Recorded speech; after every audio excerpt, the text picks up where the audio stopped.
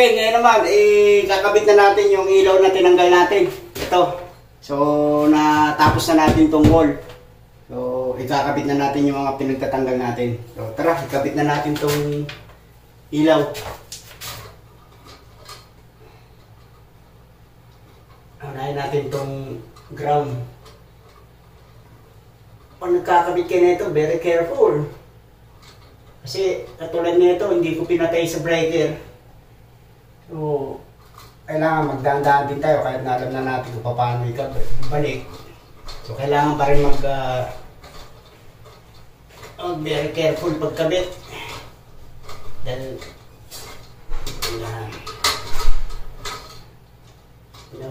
inuna ko muna itong brown. Tapos, yan. Yan naman. Sunod natin itong neutral, itong white. Mamaya na natin ikabit yung pinaka ano niya.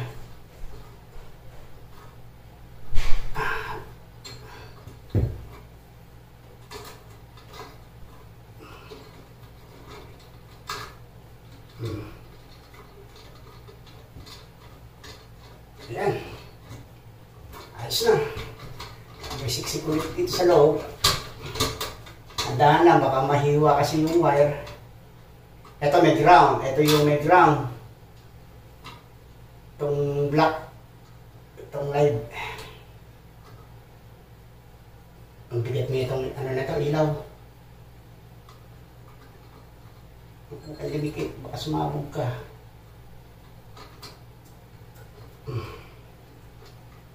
Nakakangalay.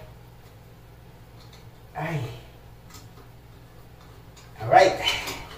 So, ayan. Naibalik ko na. So, isusukso ko muna ulit dito sa loob yung mga wire. Baka masugatan. Siyempre, kailangan mong ingatan. Tapos, saka mo igalan. Kung hindi mo siyang ipasok sa loob. Ngayon, yun ang butas na. Alright. Yun. Kaya na. Tapos ikabit natin itong mga lock niya. Okay. Babalik na natin. Ay, balik na. So, ganun lang ka bilis.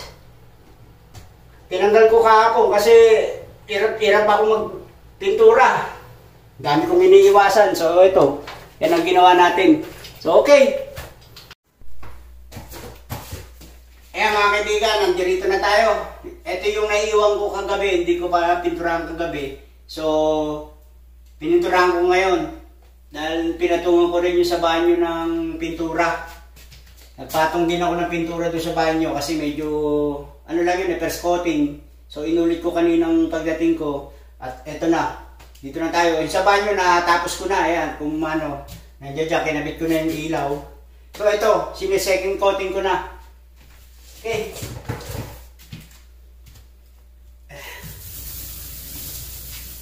Pagtapos tayo nito dito, siyempre yung baseboard naman ang pipinturahan natin ng puti. Kasi para hindi na natin balik-balikan dito. Dire-diretso tayo dun sa sala. Doon naman tayo po-focus magpintura.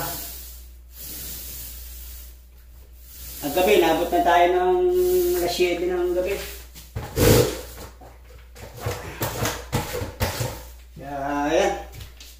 Konting-konti na lang. Matatapos na natin itong kwarto. Baseboard na lang natin pipinturahan. Okay? Ito, second coating na itong ginagawa ko.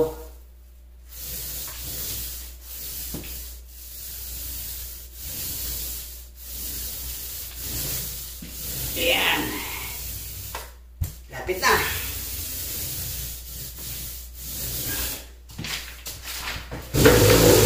Right.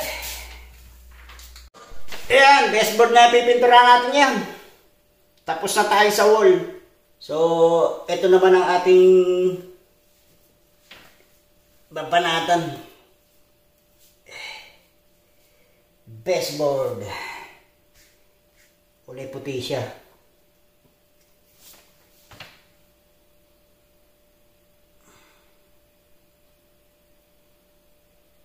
Kating-kating din to. Hirap din ng pagpano na ito. Kailangan di sumaya doon sa yung pintura, hindi magmancharo sa bagong pintura natin.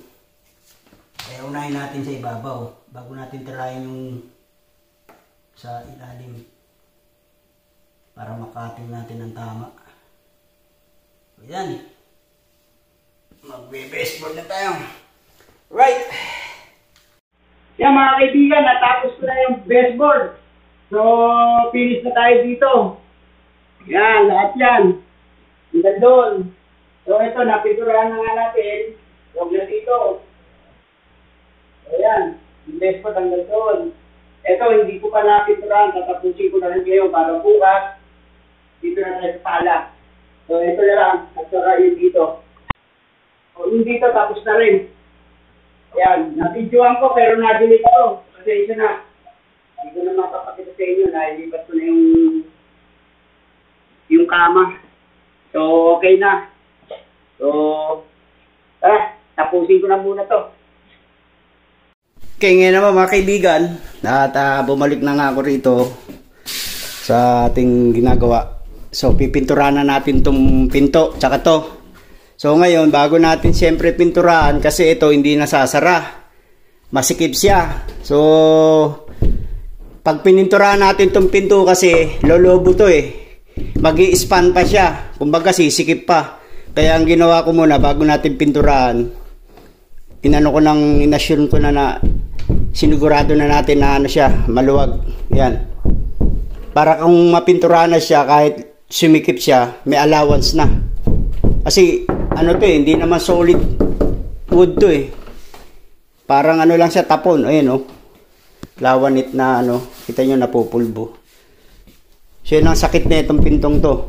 Lalo pag malamig, sumisikip yan. Pero pagka tag-init, yan, nagdadry siya. So luluwag siya. Ayan, okay na siya. So tara. At katamin pa natin ng konti.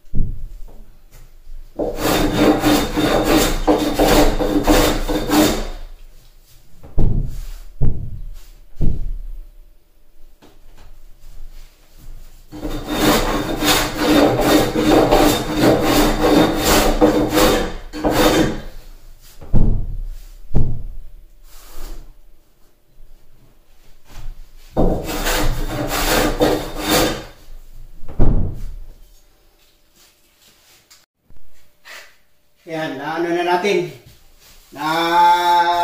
Tabasan na natin siya ng malaki. So okay na siya, isara. No? Suwabing na siya, isara. Maluwag na yung allowance niya rito kahit napinturahan na natin to, kahit lumobo siya. Hindi na siya sisikip. Alright.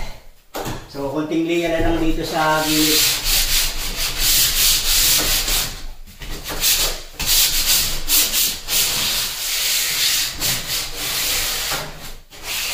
Pipinturahan na natin siya. Okay. Okay, ngayon naman, pipinturahan na natin yung pintuan. So, nag-prepare muna tayo ng sapin para iwas sa mga tulo. Para hindi na tayo maglilinis ng sahig. So, ayan, nag-prepare muna tayo ng sahig. Ng sapin. So, ngayon, pipinturahan na natin siya. Okay. Start na tayo magpintura.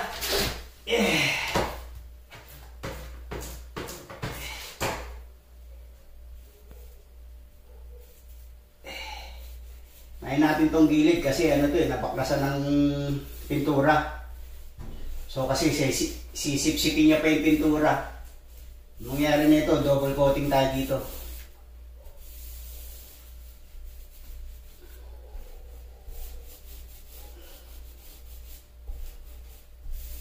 Kasi pag hindi ko kinatam tong gilid na to, kasi masikip na siya, hindi na siya nagsasara, kailangan nating bawasan.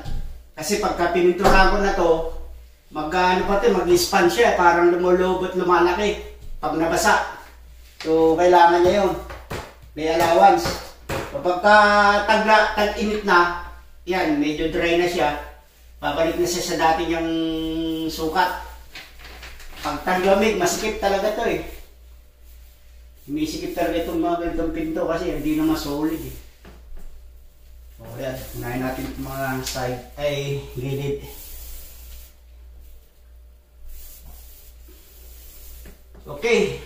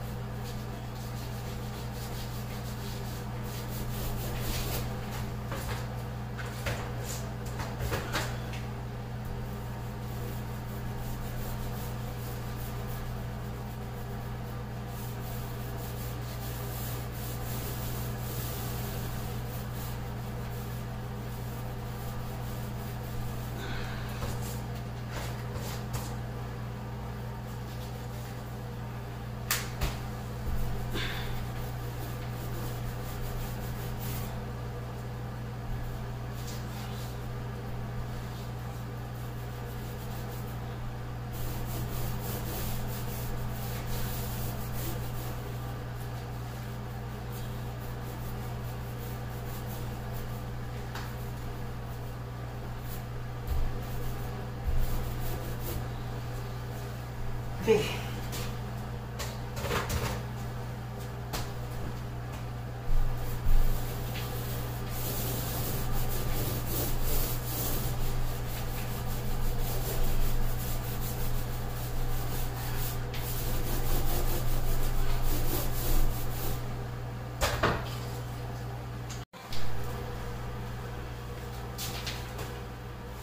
Yan naman, baseboard na itong pinipinturahan natin. Tapos ko na pinturahan yung pintuan. Pinturahan naman natin itong baseboard.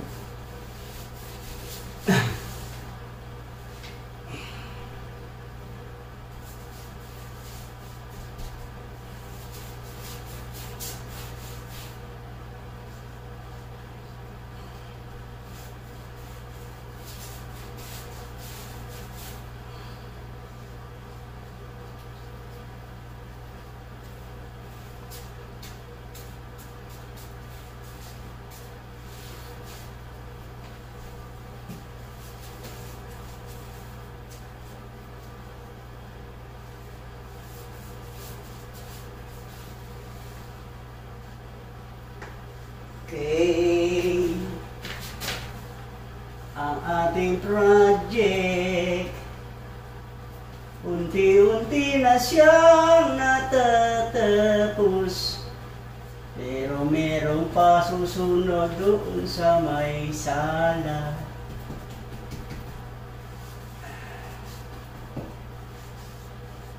Alright.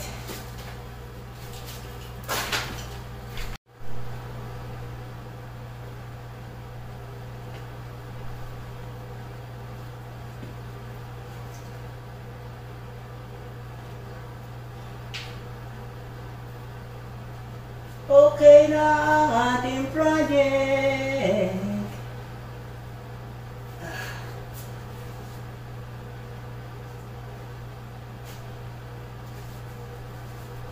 Kunti na lang, matatapos na ang ating project.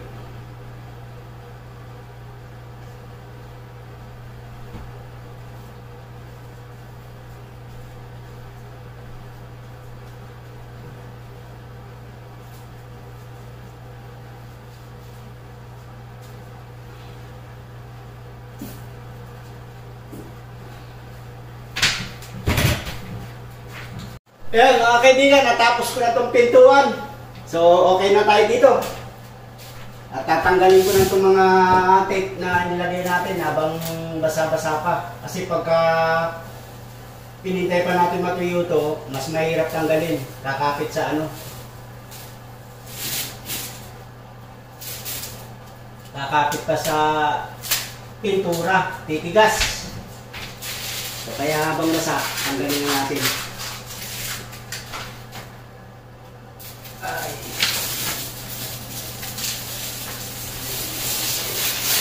Yan.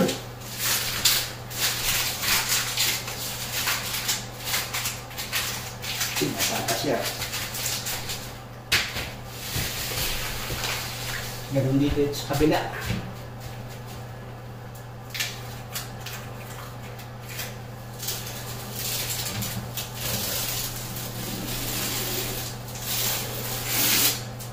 Ayos.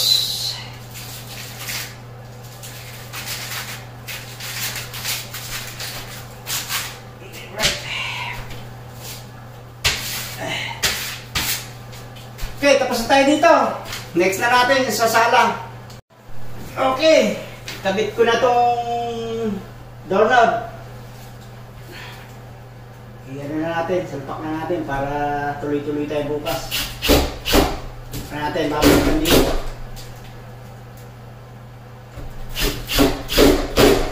Ayos. Kabit natin ang doorknob.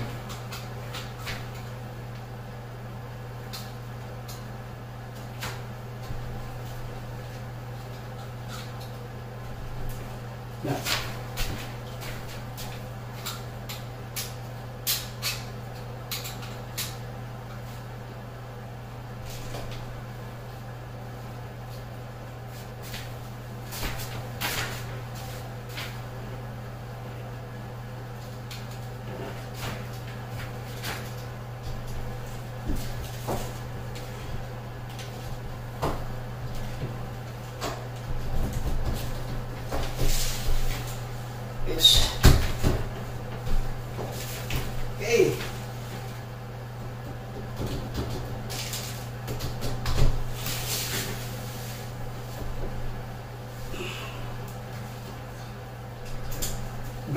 Branyo.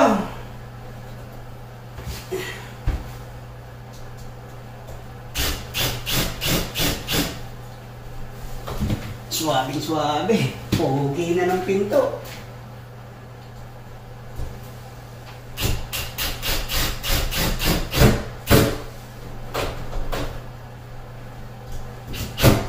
Ayos. Wala lang.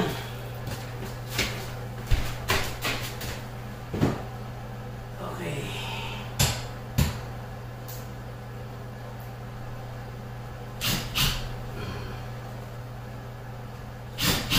Guwapo na. Right. Tapos na rin. So, okay na. Ayan mga kaibigan. Tapos na. So, totally tapos na tayo dito. Ito, bukas ko lang tatanggalin yan. Okay. Tutuwa na yung may-ari ng bahay. So, yan. Hanggang dito na lang ating video. So, abangan nyo yung susunod natin para dun naman sa sala. So, siguro bukas tayo mag-start dun. So, dito, totally tapos na tayo dito. Okay. So, maraming salamat po muli sa lahat ng nanonood ng aking YouTube channel. Sana patuloy niyo po ako suportahan sa aking pagbablog at huwag niyo pong kalimutan subscribe. Please subscribe po at like. So yun po, maraming salamat po muli at taos puso po ako nagpapasalamat sa aking sa inyong pagsuporta. Okay? I love you all. Peace.